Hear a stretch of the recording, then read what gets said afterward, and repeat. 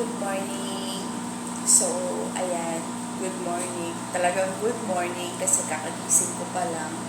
And then, bigla akong naisip mag-video. So, video ko kasi, sabi ko, bakit parang ang taba-taba ko? Which is, mataba nga talaga, pero hindi. Kasi, yung mukha ko para siyang nananaba, nagmamanas. Kasi alam ko pag tumataba ako, yung unang tumataba sa akin yung tiyan ko, hindi mukha. Tiyan talaga. Tiyan, mukha. Tapos ngayon, sabi ko, bakit yung tiyan ko, hindi pa siya mataba, pero yung mukha ko, ang taba-taba na. Pero bilog na bilog siya. Yan, malaglag na. Tapos, napansin ko yung kuko ko may puti siya. Hindi ko lang alam kung nakikita nyo guys. Ayan, ganyan siya. Nakikita nyo, may dalawang line siya. Puti, tsaka yung colorless. Ayan, colorless. Ayan. Ibig sabihin po niyan, bumaba na naman yung calcium ko. Kasi, sinubukan ko na hindi uminom ng maintenance ko kasi sabi ko, try kong labanan na hindi iinom ng calcium, hindi iinom ng gamot ko na thyroxine, tapos meron pa akong vitamins na galing sa, parang vitamins sa araw daw yun sabi ng doktor. So, hindi ko sila ininom kasi sabi ko, subukan ko kung kaya ng katawan ko, tapos mag-ano-ano na lang muna ako, fruits, ganyan. Tapos, ang nangyari, ayan, biglang, ayan, lumaki nga. Akala ko nga tumaba ko, ayan, lumaki yung mukha ko. Which is, malaki talaga yung mukha ko, pero hindi ganito. Parang ang taba-taba ko, parang manas. Diba?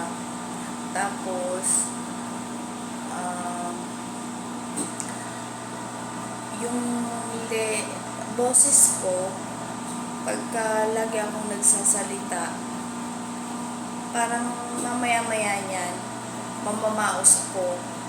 Pero pag tinatanong ko naman yung kausap ko, nagbago ba yung boses ko? Sasabihin nila, hindi naman. Pero alam ko, parang sa loob, iba yung boses ko hindi siya katulad nung kanina na nagsasalita ako. Tapos ngayon, parang ganon, parang nag-iiba siya. Tapos, yung lalamunan ko, parang siyang nanunuyo.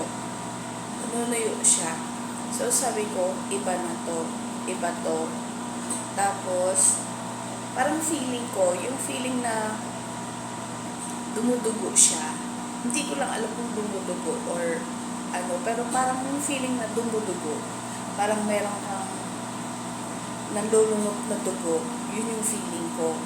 So, alam ko na bumaba na naman yung calcium ko, tapos hindi ko lang alam kung TSH, T4, bumaba or tumaas. Basta may something dito sa leeg ko. Kasi nga diba wala na thyroid gland.